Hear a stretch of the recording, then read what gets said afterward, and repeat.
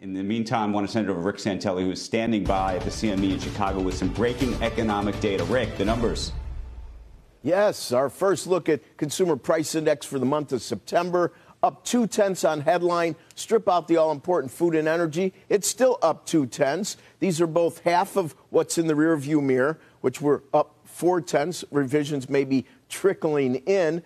Pretty much exactly as expected. Now, if we take the long view and look at year-over-year headline exactly as expected also at 1.4, 1/10 lighter than our last look in August. And if we strip out food and energy on a year-over-year perspective, up 1.7 exactly as expected. Now, let's put some faces on this with regard to where we've been in the rearview mirror. If you look at the headline number, the high read, of course, was April, up 0.8. That was the second highest read going back to 47. 1.8 was the highest read, of course, and that's from 2008. If we look at the year-over-year, 1.7 on the core, what's notable here is that we had 25 months in a row where it was 2% or higher. Of course, that ended this year with COVID. It started in 2018.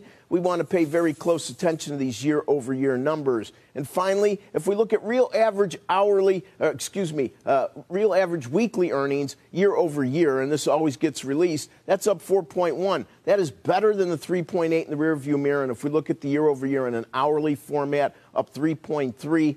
It's a little better. 3.2 is our last look. So if we take all these data points, Andrew, it's pretty much as expected.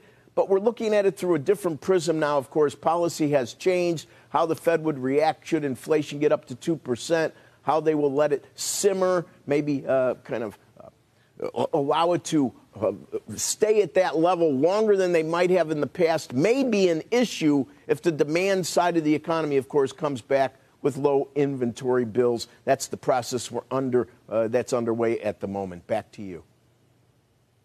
Okay, Rick, thank you for that. Meantime, Steve Liesman is standing by as we speak, doing his own math on all of this. Steve, what's your reaction?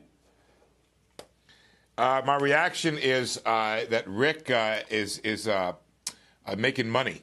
And the reason is because Rick is a big old car guy. And the story here is used cars up 6.7% month to month, not year over year.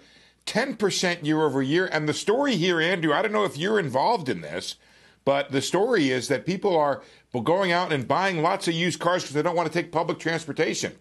So there's been a big surge in used car prices. New cars, not so much, just up 1%. So the relative cost coming together. Also, a big question about gasoline prices. Should have been down, but they were kind of flat to up just 0.1% in this thing. I thought the expectation among economists was that it would decline.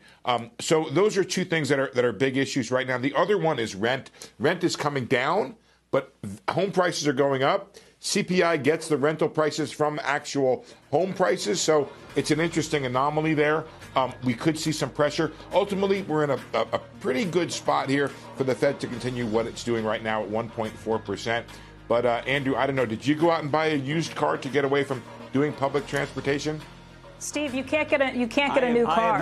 The shutdowns that they had on the line. The shutdowns that they had on the line means that only used cars are available. My car broke down 2 weeks ago. Pre-owned, you people. Yeah, you got to buy a used one because there's a shortage of the new ones, too. Shepard Smith here. Thanks for watching CNBC on YouTube.